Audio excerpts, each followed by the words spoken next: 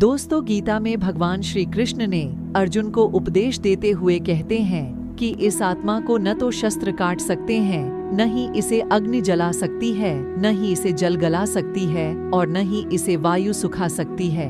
हमारी यह आत्मा उस परब्रह्म परमात्मा का ही एक अंश है जो कि अजर अमर अविनाशी है। इसका कभी भी अंत नहीं हो सकता है।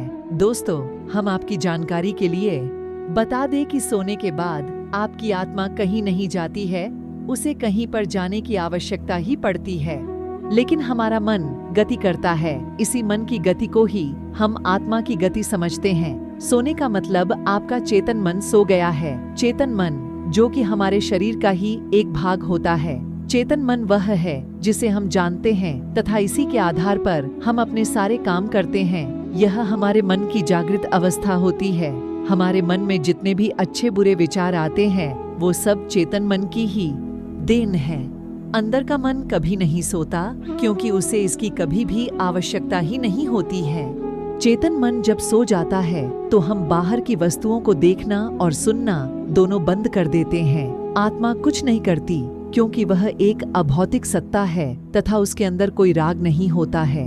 जब हम निर्गुण की बात करते हैं तो वह आत्मा ही होती है। जब हम सो जाते हैं तो हमारा अचेतन मन आत्मा के साथ मिलकर क्रियाशील हो जाता है। उसके बाद हम स्वप्न देखने लगते हैं। इसी वजह से हमें लगता है कि सोने के बाद हमारी यह आत्मा कहीं जाती है।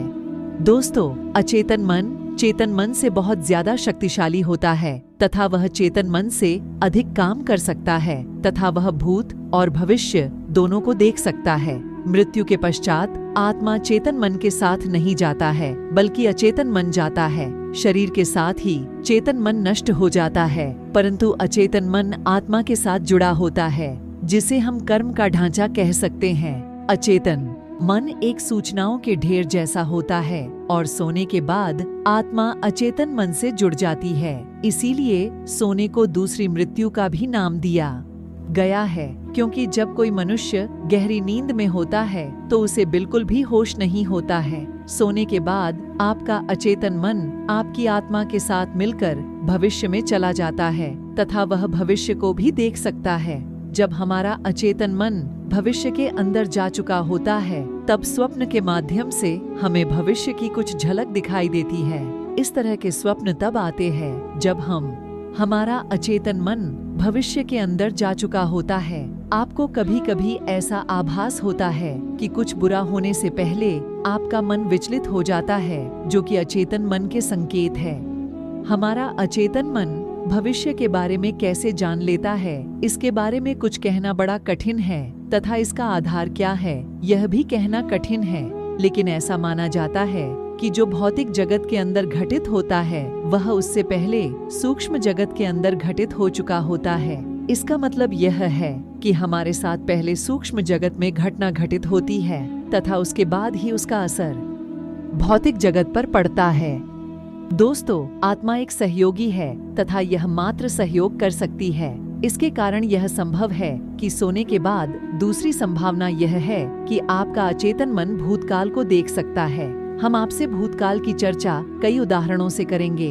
दोस्तों, भूतकाल का मतलब जो घटित हो चुका है और उसके अंश आपके अंदर मौजूद है, लेकिन चेतन मन उन तक नहीं पहुंच सकता है, लेकिन अचेतन मन इन तक आसानी से पहुंच सकता है।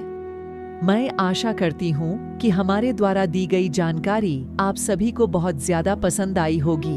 हमारे इस वीडियो को अपने फेसबुक, व्हाट्सएप, इंस्टाग्राम पर जरूर शेयर करें। आप हमारे चैनल को जरूर सब्सक्राइब करें, जिससे हमारे लेटेस्ट पोस्ट की नोटिफिकेशन आपको तत्काल मिल सके। धन्यवाद। आप सभी का दिन मंगलमय हो।